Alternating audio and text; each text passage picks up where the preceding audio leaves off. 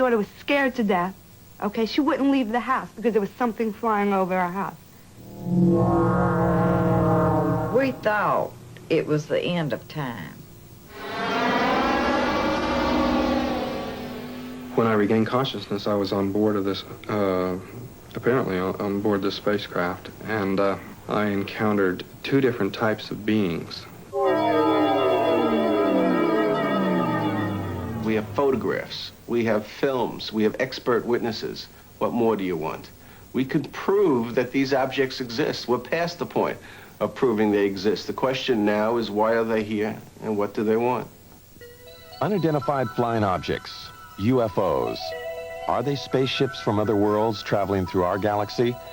Or are they something else? So far, we cannot escape our own solar system. Our technology has placed man no further out than the moon. If we can't travel to them, can they be coming to us? The American government says no. Despite films like this, they say it's physically impossible, so they've closed all their official investigations of UFOs. That was a fallacy. 69, they claimed to the public that they closed the doors, and they didn't, because the document shows that they continued on gathering information. So that was an out-and-out lie. Under the Freedom of Information Act, some Americans petitioned the government for the release of top-secret UFO documents. These documents, they claim, suggest a cover-up, a cosmic Watergate. All we want to know is what's going on. We want the government to tell us the truth.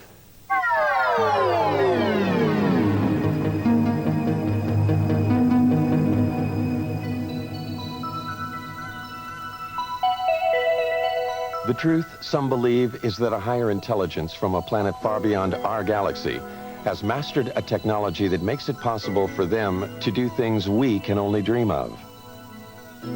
They believe that these beings are penetrating the galactic mist that shrouds and protects our planet. Some believe that these extraterrestrials' technology is so advanced that they might even have visited us long before the birth of Christ.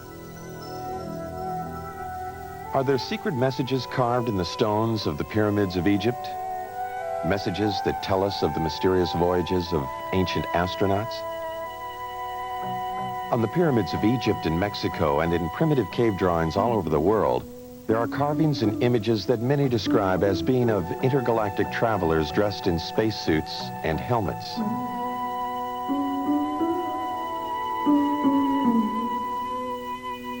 Early Romans wrote about flying shields, ancient Egyptians about circles of fire in the sky. Are these references and these drawings about spacemen or about the gods they worshipped in the heavens above? Aliens from other worlds with extraterrestrial powers are credited by some with having moved the great stone monuments of Easter Island. Others point to the giant circle of Stonehenge as being a sophisticated astronomical tool, only possible at the time if it were designed by others with a more advanced knowledge of the universe. And then there are the Nazca Lines, an alleged spaceport. These mysterious images, decipherable only when seen from the air, were carved in the ancient times atop a mountain in Peru. Many claim this was a landing area for ETs. If there were ETs coming here in ancient times, they seem to have lost interest in us, until 1947. Then, suddenly, around the world, people of all kinds began to report seeing them in the skies above. Some claim to have photographed them. In the United States, the government dismissed the phenomena. They described the mysterious objects as weather balloons, hoaxes, swamp gas, and other scientific anomalies.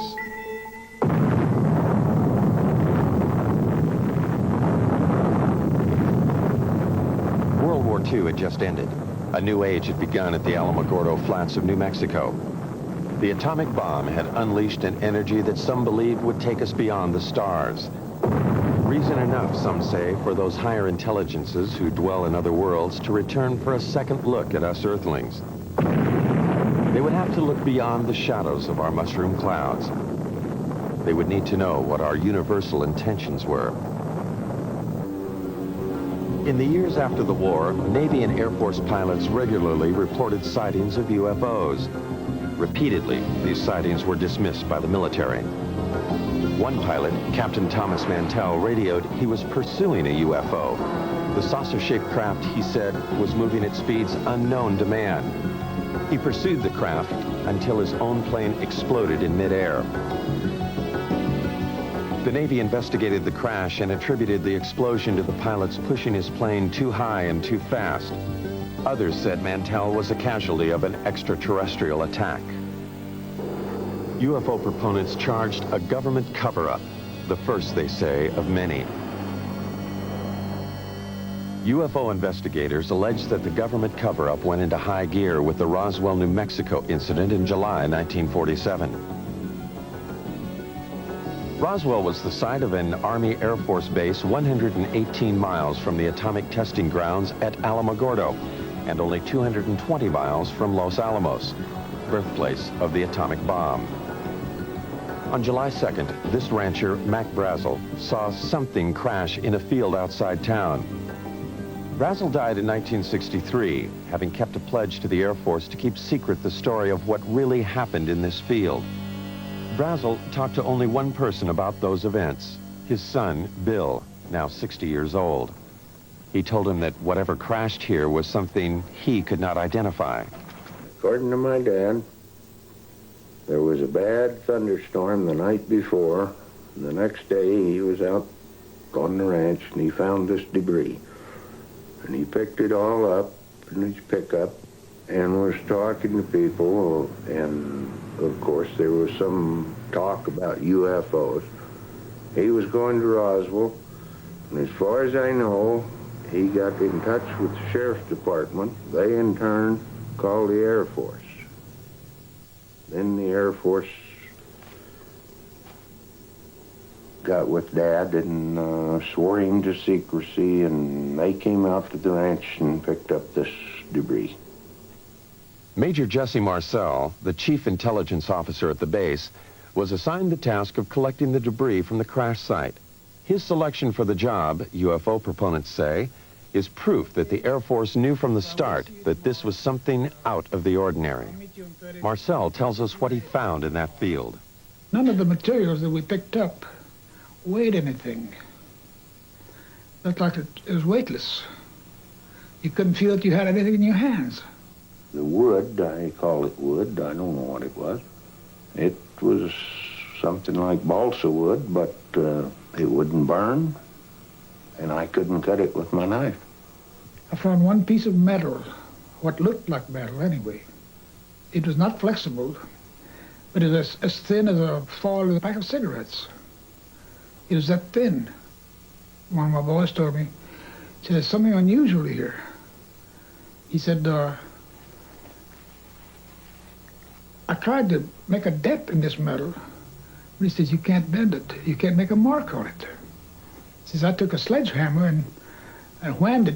I put it on the ground and whammed it. The sledgehammer bounced off of it. When Major Marcel reported his findings to officials back at the base, they issued a startling press release. They had a flying saucer. The next day, Major Marcel was assigned to take the remains of the crashed objects to Wright Field in Ohio for further examination. However, the plane landed at Carswell Air Force Base in Fort Worth, Texas. General Alfred Ramey took one piece of the object off the plane and called a press conference. Then, Major Marcel was given different orders by Ramey. He was not to continue on to Wright Field. He told me not to say anything. He says, I'll handle it from now on. And that's exactly what he did. When he came out, he said, he told the press that was there, he said, that was nothing but a weather balloon, crashed weather balloon. Marcel, under orders not to say what he believed, only recently spoke out against the Air Force's revised story. It was definitely not a weather balloon. And it was an aircraft. So what it could have been, I wouldn't know. I still don't know. Mac Brazel, who had a rancher's knowledge of such things, told his son that, like Major Marcel, he knew the object was not a weather balloon. He said that's what the Air Force tried to make him believe, that it was a weather balloon. He said, Bill, he said, it was not a weather balloon. He said, I don't know what it was. But he said it was something altogether different and much bigger. If extraterrestrials are going Philip Klass, a military expert, disagrees. The fact of the matter is that it was not a weather balloon as such. It used a weather balloon as a vehicle, but what it was is called a radar corner reflector. It's an object that is roughly hexagonal so that it can be tracked by radar, and no matter what angle this hexagonal thing is pointing, it always returns a strong radar echo. So the object was not a weather balloon as such, but it used a weather balloon to hoist it. If the object were only a weather balloon, UFO proponents say, then why did the Air Force pledge Mac Brazel to secrecy? And why did the Air Force pursue his son in the months that followed? Only 22 years old at the time, Bill could not help but be intrigued by his dad's discovery of the strange materials in this field. He searched for and found some remnants of the crashed object.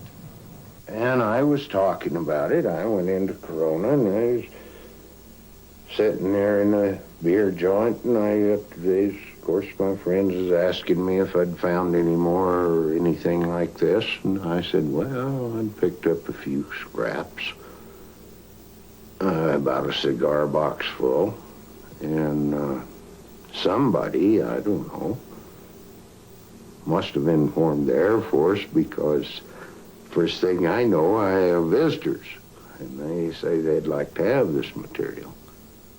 And they didn't tell me they'd confiscate it. They just said, well, like we're going to have it one way or the other, you know.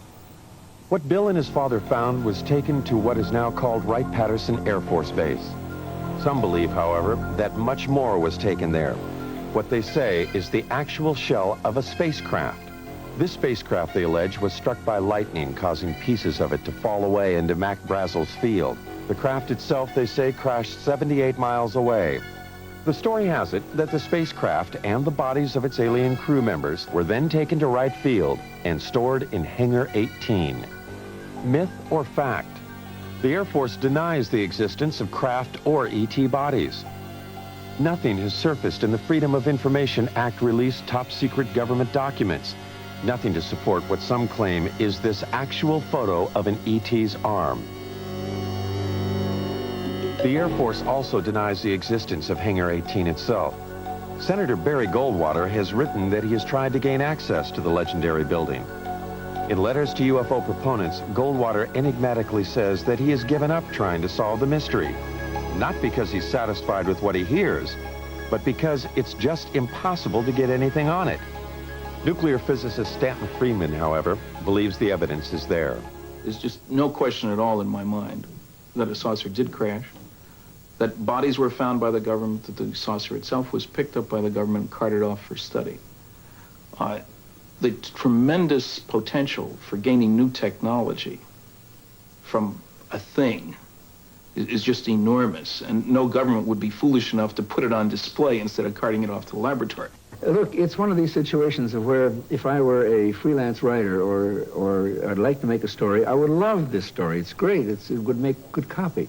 But unfortunately, or fortunately, I happen to be a scientist, and I have, you might say, the Hippocratic oath of a scientist. I will not say something is so until I'm very certain in my own mind that it is. So as far as the creatures are concerned, I honestly don't know. Dr. Hynek, a noted astronomer from Harvard and Northwestern universities, has been a persistent investigator of UFO cases. In 1952, he was asked by the Air Force to join Project Blue Book, their UFO investigation unit. 17 years later, he joined Air Force Secretary Harold Brown at a press conference to announce the team's conclusions. None of the evidence that I have examined would indicate any proof at all that we are being visited by extraterrestrials. What is the Air Force hiding in this investigation? We have not been hiding anything. The investigations have been made public. The explanations of those where there is a clear explanation have been made public. The hearing this morning was public for just that reason. Project Blue Book was activated to deal with what the media was calling flying saucer hysteria. They investigated 12,518 sightings. They could not explain 701 of them. Doubts lingered long past the report's publication. Even supporters of the project's conclusions had to wonder about photographs like these. In a series of 3 pictures, one can judge relative size because of the car window, the telephone poles, and the highway. One can also speculate about the dirt being kicked up into the air. Dr. Hynek, the leading scientist on the Blue Book panel, began to have doubts. He personally went to Brazil to talk to the man who took these pictures. He discussed the matters with the president of Brazil and with photo analysts on both continents. By 1973, he had completely reevaluated his Blue Book experiences. He now became a critic of the investigation and an advocate for more UFO study.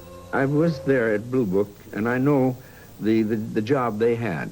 They were told not to excite the public. Don't rock the boat. And I saw it in my own eyes happen that whenever a case happened that they could explain, which is quite a few, they made point of that and let that out to the media. Things that the cases that were very difficult to explain, they would jump handsprings to keep the media away from it. For they had a job to do, to, whether rightfully or wrongly, to keep the public from getting excited. Hynek's concession that it was possible that extraterrestrials were visiting us raised the UFO debate to another level. A major establishment astronomer and a man trusted by the Air Force was now saying that intergalactic spacecraft could be traveling through our solar system. His pronouncements caused scientists who might otherwise have stayed out of the UFO debate to enter it. They called Hynek's proposition fantasy. But if we just think of our own galaxy, you know, it's 100,000 light years across. That means to travel from one side of that galaxy to another side, to the other extreme edge, would take you 100,000 years if you traveled at the speed of light. Now, there's very good evidence that nothing travels faster than the speed of light. I mean, it seems to be the ultimate speed limit in the universe.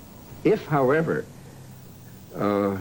aliens know something we don't, suppose they are able to transform space and time or manipulate space and time in some way, or travel in other dimensions, then all things are possible. As man has entered the space age, the concept that all things are possible has indeed become part of a new way of thinking. Some of the men who investigated Blue Book were born before the Wright brothers flew at Kitty Hawk. They conducted their investigation before man flew faster than the speed of sound. Even the men who flew our space missions concede unusual experiences that they cannot explain. Astronauts like James McDivitt on Gemini 4 and Ed White have reported seeing unidentified flying objects in space. Pete Conrad on Gemini 11 in 1966 is another of the 11 astronauts who have seen UFOs on NASA space flights. Some of these objects the astronauts saw were photographed. NASA has called some of these sun flares or space debris. Some are still labeled unidentified.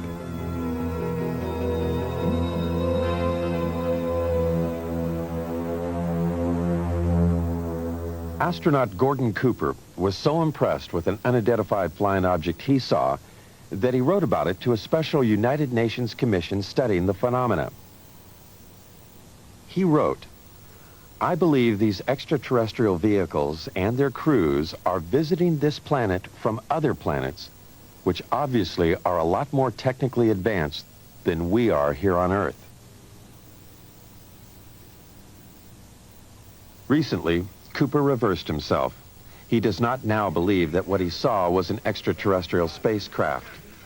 Another of the original Mercury 7 astronauts, however, has not changed his mind about what he saw on a test pilot flight in 1952. Deke Slayton. As I closed on this thing, well, it looked like a weather balloon, and that's what I presumed it was. And I had plenty of gas and time, so I decided I'd just come back around and make a pass on it. And I got around where I should have been coming back on this thing. All of a sudden, it didn't look like a balloon anymore. It looked like a saucer sitting on edge, about a 45-degree angle. I didn't have any gun camera film on board, unfortunately, or I'd have shot some pictures of it. And about that time, I guess whatever it was, for whatever reason, just took off climbing at about a 45-degree angle and just accelerated and disappeared. And I obviously couldn't follow it with an old piston engine fighter. So I turned around and went home. Some UFO observers, however, have had camera and film on hand at the critical moment. This footage was shot from a helicopter off Catalina Island in 1966. Some say this is a single-wing aircraft. This film was shot by the coach of the Great Falls, Montana minor league baseball team in 1950. The Air Force says it is a picture of two aircraft. This film was shot by a newsreel unit in Guatemala in 1976. Some say this is also an aircraft.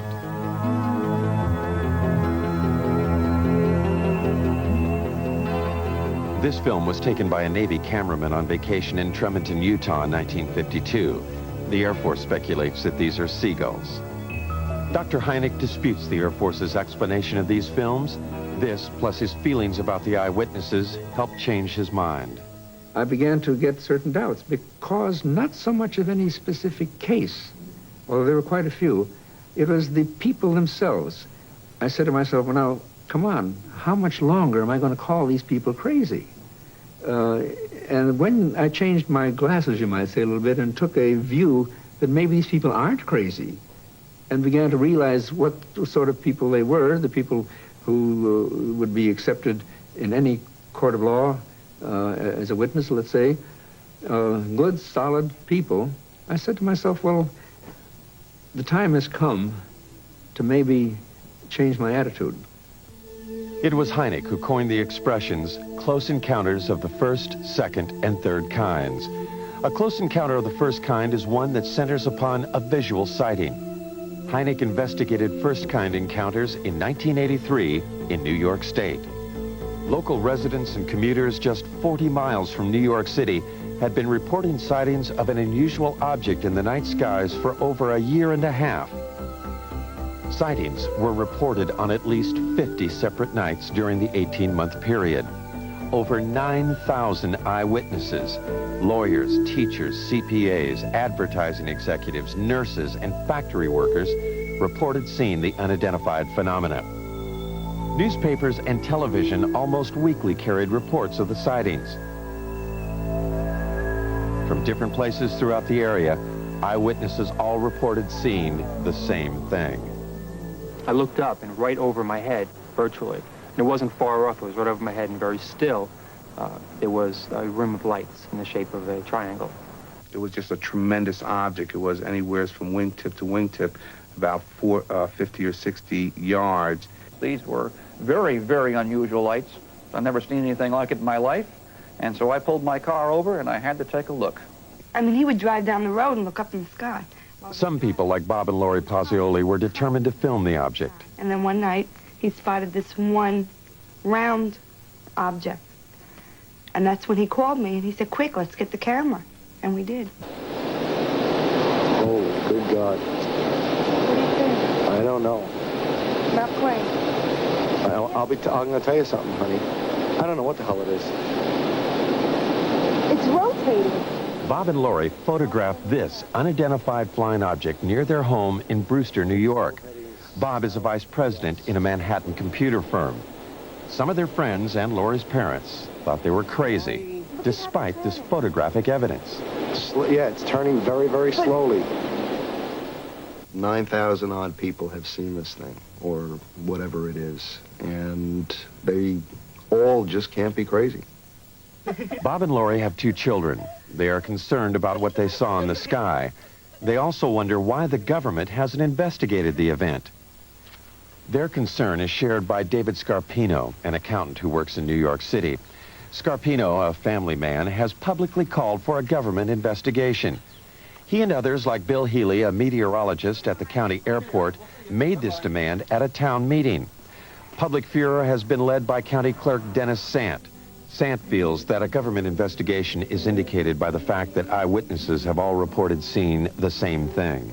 You know, the movement was almost like a probing movement. It was very slow, and it stopped periodically and stationary, where it just came to a standstill, and then it would move to another position, and the movement from one position to another was just extremely slow. Now, the speed at which it was going at that point was very slow, because I had to walk at a very slow, deliberate gait to keep up with, just to keep up with the lights. For every step I took, it moved a little bit. It moved in a very straight line, very slowly. There was absolutely no noise.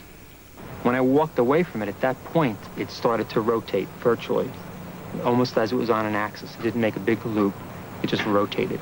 It appeared, as I said, to rotate in the sky, change lights. Aircraft, I don't care how well precise you want to be in flying those suckers, you're not going to be able to make them move 90 degrees. All right, this thing did apparently rotate. You can't do that with aircraft. Could it have been an aircraft or many smaller light planes flying in formation? The media attention given the sightings prompted 6 pilots at a local airport to try to prove that it could be just that. Amused by the idea of UFOs, the pilots planned and flew at least 18 daring nighttime missions, flying in formation, sometimes without lights.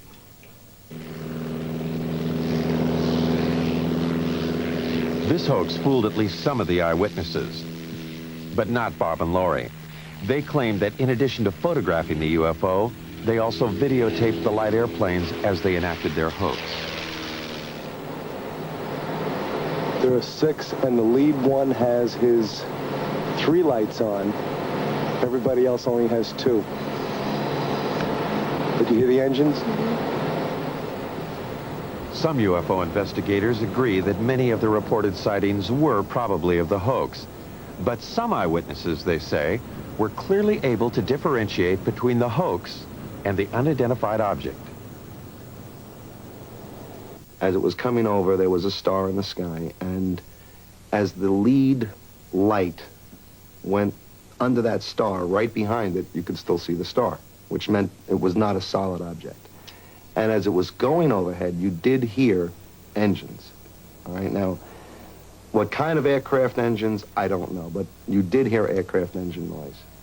Engine noise, different lights, and different flying movements, UFO proponents say, clearly make the airplanes IFOs, identified flying objects. But this object, or objects, remains unidentified for many. Some eyewitnesses refuse to accept the possibility that these are also the lights of the airplanes. I know what it wasn't. It wasn't an ultralight. It wasn't a blimp. It wasn't gas. No one's tried to tell me what it was, but I know what it wasn't. Investigators have subjected the videotape images of the hoax and the unidentified lights to various computer analyses. By digitalization of the images, they hope to be able to determine if the area between the lights of the UFO was solid, indicating one craft. The airplanes, they hope, would show night sky in the center of the lights. Physicist Al Hibbs. Pictures like this, night sky, a few lights, taken with a television camera that was perhaps being moved, not deliberately, but accidentally while it was taking the pictures. There's really nothing you can say about these things. In one case, a very good explanation is offered, and I see no reason to disbelieve it. In the other case, there's no explanation. I certainly can't offer one. I would love it if some UFOs were extraterrestrial objects being piloted by extraterrestrial beings. I think that'd be the most marvelous discovery of the history of man. I'd love to have that be true. So I'm not going to say that foreign objects, artifacts made by intelligent creatures in the solar system, I'm not going to say that's preposterous. I'm going to say it is so unusual, so immensely important, that I'm not going to assign any sightings like this to that phenomenon without a lot more data. Insufficient data, the object remains unidentified. For government officials, therefore, it is of no consequence. But for the New York eyewitnesses, the question of what it is remains. They find the government's apparent lack of interest puzzling. The government didn't come to me as a rational individual. As an accountant, I like concrete things. I like evidence. For them to say that I didn't see anything without really talking to me and investigating it means that they were trying to hide something. And that was my feeling from the very beginning. They know something, okay? They know something. Either they know that there's something up there, and they want to investigate it themselves and don't want other people trying to handle it, or they're doing something. But if they're doing something, then let people know about it. This New York State event occurred over a densely populated area and over a nuclear plant, prompting one eyewitness, New York attorney Peter Gersten, to suspect a government cover-up. With others like Larry Fawcett, a police officer in Coventry, Connecticut, he helped establish Citizens Against UFO Secrecy. Fawcett, who says the way he views the world has been drastically affected by his sightings of a UFO in 1965, petitioned the government for the release of UFO-related documents. These documents, released under the Freedom of Information Act, were previously classified top secret. An example of some of the government documents we have obtained are the overflights over the military bases in 1975, over Wurtsmith Air Force Base in Michigan, over Malmstrom Air Force Base in Montana, Loring Air Force Base in Maine, Minot Air Force Base in North Dakota. Over a period of 6 weeks, unusual, unknown, unidentified objects were traveling at exceedingly quick and fast speeds. What's interesting is that even to this date, the government has not acknowledged that it was able to identify any of those objects.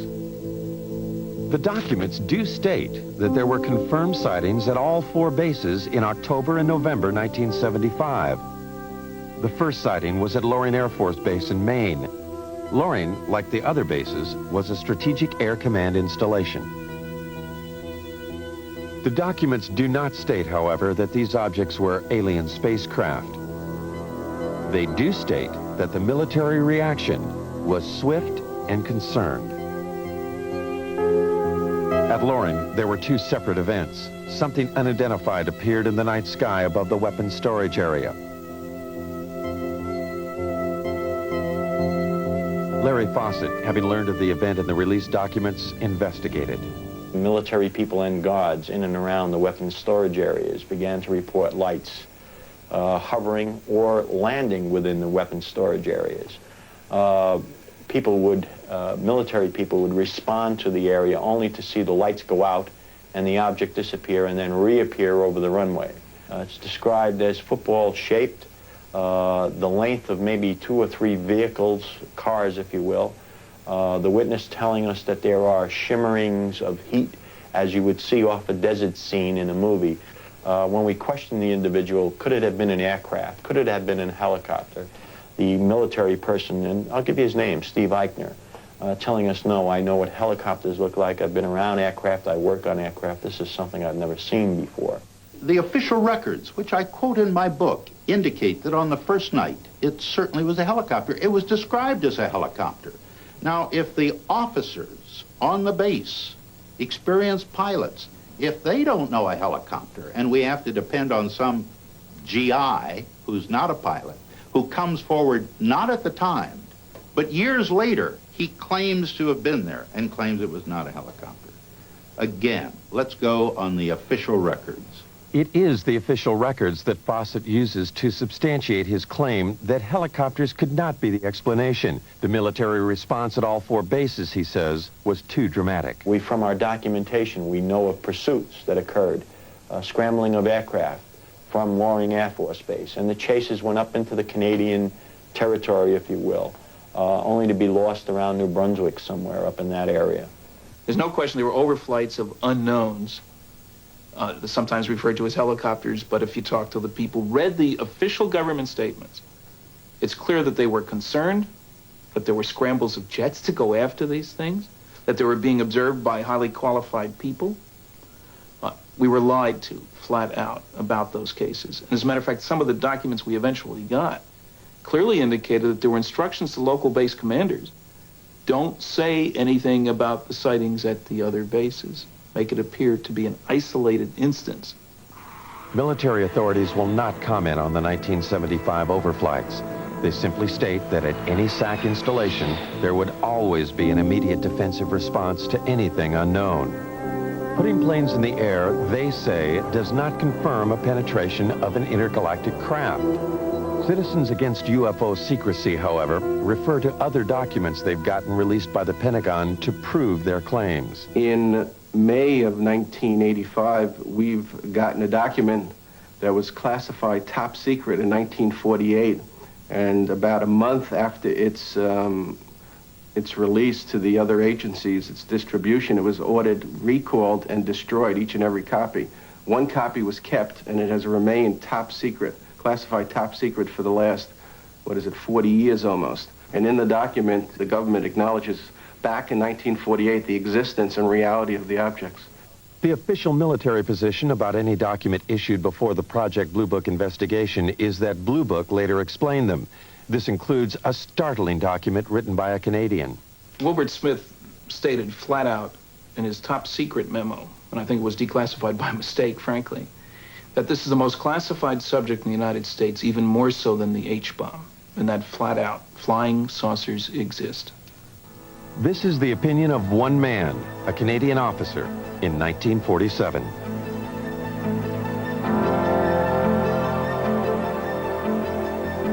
For proof that flying saucers do exist, some critics demand more than just the accounts of those who have had close encounters of the first kind, visual sightings.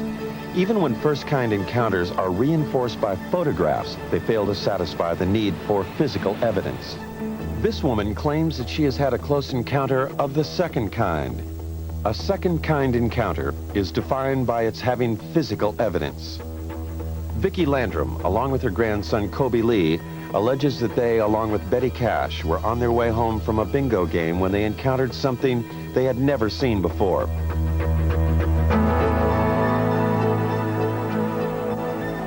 The alleged event took place on December 28, 1980. Vicki and Colby were driving in Betty's car on Highway 1485, 30 miles from the Houston airport, and only 37 miles from NASA's American Space Headquarters. Kobe Lee saw a light, and he kept asking us what the light was. And he kept pulling my face around and asking me, "Mama, what is it?" And I said, "Honey, I don't know." And Betty said, "I believe it's getting closer." And I says, "Well, it kind of looks like it, but we had no idea that we were going to get hurt." I would say within an instant or so, all of us noticed it because it lit up the entire sky. There was no way you could have missed it. It looked like the woods were being set on fire. And inside the car, it was so hot till my handprint is yet on the dashboard of Betty's car. They got out on their side of the car. I stepped out on mine. I stood behind the car door for just a second or so, and I walked toward the front of the automobile. I stood there for just a short time, I don't know how long, trying to see what I could figure this object out to be. It was diamond-shaped. It didn't mean it was sharp up here and sharp down here. It was kind of round, and the fire come out the bottom of it. But here was this huge object and flames shooting from it. And they weren't just small flames. They were gushing from it. And Kobe was hanging on to me. And he was trying to get, he started pulling away from me, and I pushed him back in the car, and I got inside the car and put my arm around him and hugged him up real close to me. We thought it was the end of time. I says, Kobe, don't be afraid. I said, if you see a man, it'll be Jesus. And I said, he'll come to carry us to a better place. He will not hurt you. It was just burning. It was just too much heat. I could not tolerate it. So Vicki screamed and begged for me to get back in the car. Well, I did, but I had to use the end of my leather jacket in order to open my car door to get back in. That's just how hot it was. And when the object lifted and slowly moved over to the right of us, her and Kobe saw some helicopters. There were so many of them, it sounded like a tornado. And we counted 23. I counted 22, really. But Kobe said, there's one more. And I said, yeah, baby, that makes 23. And there were helicopters on both sides and also over the top. of the object, or like they were trying to hem it in. The only apparent proof the women have for what happened to them is the illness they claim they suffered as a result of the encounter. It is the record of these illnesses that made this an encounter of the second kind. My eyes were burned so till they would swell, and they were tearing till I could lay down at night, and the next morning my pillow would be completely wet, and I couldn't hardly see anything. Vicki was treated for burns, and she and Colby Lee suffered long periods of nausea. Betty Cash was hospitalized immediately after the event. She suffered severe hair loss and was also treated for burns and nausea. Since then, she has been hospitalized several times. It was the first time that I went into the hospital, they were treating us as burns. But then, after they found out really what had happened, then they started to treating us as radioactive burns. And since, I have had cancer. Betty's hospital records do not explicitly state that she was treated for radioactive burns. They do state, however, that she exhibited the symptoms similar to someone who might have been exposed to a radioactive element. Betty further maintains that she had no cancer history previous to the alleged encounter. Her records do confirm, however, that she does now have the disease. No, I'm not well, by no means. I wish, I pray, that I could be. With the help of Peter Gersten, the New York attorney for Citizens Against UFO Secrecy, the two women have sued the government to find out what it was they encountered that night. Was it a UFO, or an American weapon gone awry, or something else? I believe the story is a hoax. There is absolutely no evidence. The women's story is supported only by the claim of Betty Cash that she had serious health problems after the alleged incident. From my review of the Cash Landrum case, I would say that there's no question that an event took place, that those people were near something that was emitting radiation. I don't think it was an alien spacecraft, frankly. I think it was a nuclear-powered aircraft. That's why all the helicopters, it's standard practice if there's a classified system around. There are guys ready to go there to keep somebody else from getting that should it crash. The facts are that the U.S. Defense Department investigated. They could not locate 22 twin-rotor helicopters that could possibly have been flying in that area. And in fact, as Colonel Saran, who made the investigation, told me, he said, Phil, this occurred over the Christmas, New Year's holiday. He said, you couldn't get that many helicopters. You couldn't get a military operation into the air over the Christmas, New Year's holiday unless the nation was at war. The object was there. It existed. There's no question about that. What's interesting is that for the first time, the government has suggested that it wasn't theirs, that it was possibly a true UFO. And nowhere has the government ever admitted, other than this basic document that we've gotten from 1948, that UFOs exist. I love this country and for all it stands for, but I wish they would tell us the truth. If extraterrestrials are coming here, what do they want? Are they coming here just to observe us, or are they making actual contact with some of us? Contact with an alien is what Dr. Hynek calls, and what Steven Spielberg has celebrated in the movies, as a close encounter of the third kind. Charlie Hickson says he's had such an encounter. These things, evidently, they're coming from another world somewhere. I don't know what message they have for us or what they intend to help us, but certainly they're not going to harm us because they didn't harm me. Charlie Hickson's alleged abduction aboard a UFO in 1973 followed the story of Betty and Barney Hill's abduction in Exeter, New Hampshire in 1961. A most recent claim of a close encounter of the third kind occurred not in the backwaters of Mississippi, but in the heart of New York City. Rosemary Osnato. Suddenly I hesitated, or I couldn't seem to put the key in the door. And I just turned around and wanted to go up to the roof. And this seemed rather odd because you just don't do that in New York. You don't go up on the roof at 1 o'clock in the morning. It's just not something you do. And yet I was doing it. And there seemed to be a very bright light that was shining in the hallway.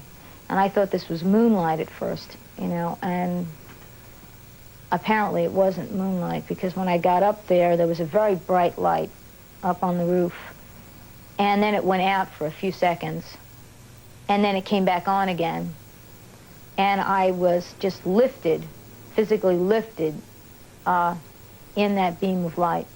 When I got into the craft, I was led by a group of, I guess, more than one, group of grayish-skinned, small men or women, I don't know what they were, but large eyes,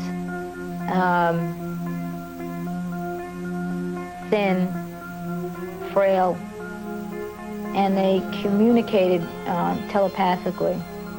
19-year-old Travis Walton of Snowflake, Arizona, claims he encountered similar aliens in 1975. Walton was, in his words, zapped by a blue light when the spaceship appeared when he was working in the forest. When I regained consciousness, I was on board of this, apparently on board this spacecraft, and I encountered two different types of beings. The first type of creature I saw was about 5 feet tall. They were very white-looking. Their skin was very pale, and they didn't have any hair on their heads, and they had enormous eyes. There was a type of being there that, you know, anyone else would consider to be look very human-like. Walton was found on a roadside 5 days after he disappeared from the forest. He could, however, recall only what seemed like an hour of time passed. Time he claims he spent aboard an alien spacecraft. Now 29, he reflects on that experience. I lost my job. The effects were quite negative. You know, time lost. You know, it's a very disturbing thing in my life. A lot of negative publicity, really. You know, this is a kind of a stigmatizing thing for people to, consider you. A certain percentage of the people think that you're wacko. What Travis Walton and others claim they have experienced has, according to some, now been validated by government documents. About to join the literature of third-kind encounters is the startling tale of an alleged landing of a spacecraft outside an American Air Force base in Rendlesham, England. The American military admits they are still withholding 6 documents. In the Bentwaters case, we have an eyewitness, which is rare. We have an audio tape made at the time of the actual event. We have a government document which corroborates the existence of the incident. The government has no reason to withhold the information. The UFO is said to have crashed in the Rendlesham forest in an area 2 miles from the American military installation. Released Air Force documents confirm that military personnel were dispatched to the site on the first night. They reported seeing the lights of the mysterious craft. On the second night, after Geiger counter readings indicated increased radioactivity in the area where it seemed something could have landed, the commanding officer of the base, Colonel Charles Halt, along with several officers and enlisted men, also reported seeing the UFO. Halt wrote this document reporting the sighting. It clearly indicated the presence of a strange glowing light that illuminated the entire forest. It tells of pulsating red and blue lights and of the objects disappearing.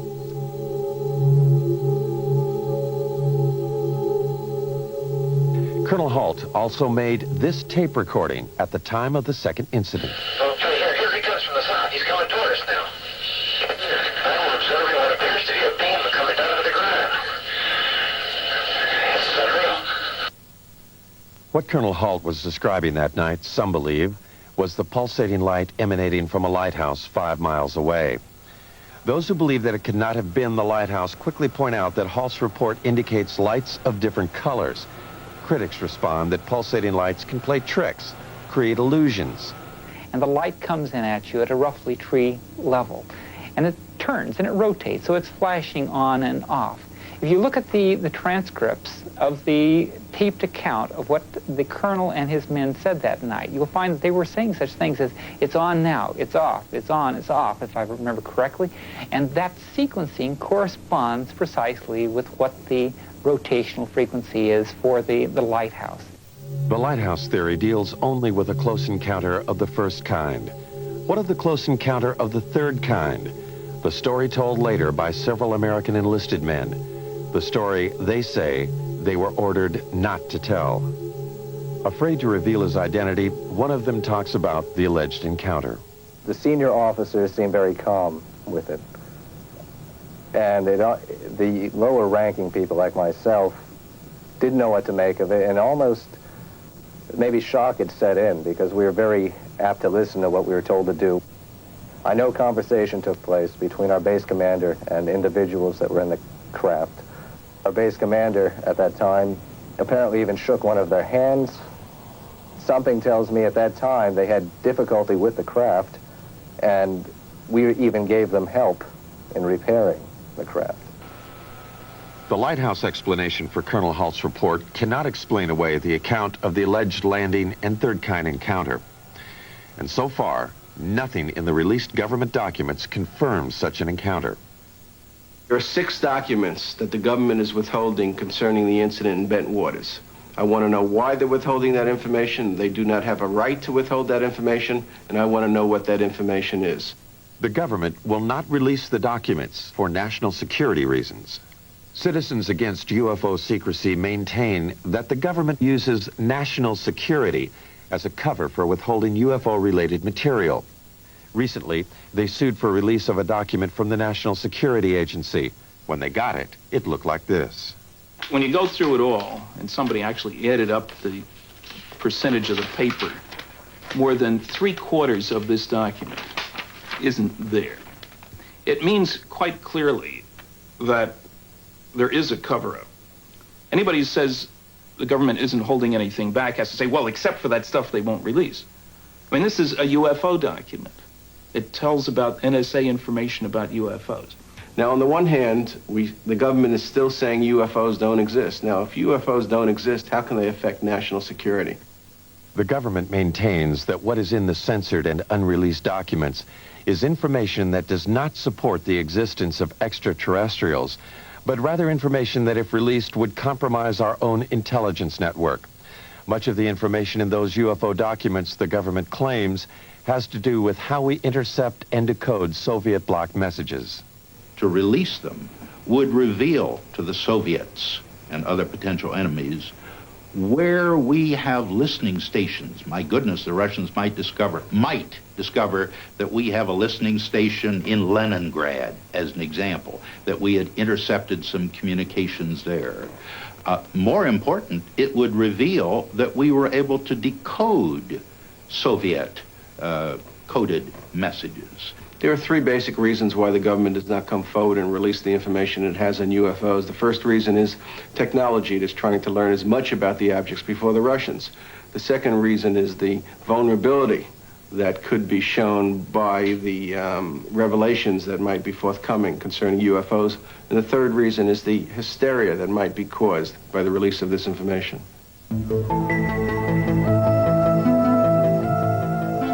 Are these spaceships from other worlds?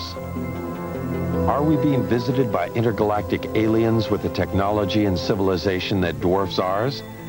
Most scientists say no, they are not, because they cannot. UFO proponents say they are, that our myopia prevents us from seeing life elsewhere as being different from ours. I think one should also point out, as Arthur C. Clarke has said, that when we look for life elsewhere, we should not look only for life as we know, but life as we don't know. And he went so far as to say we should even look for life as we can't understand it. We are now only beginning to free ourselves from the gravity that binds us to our own planet.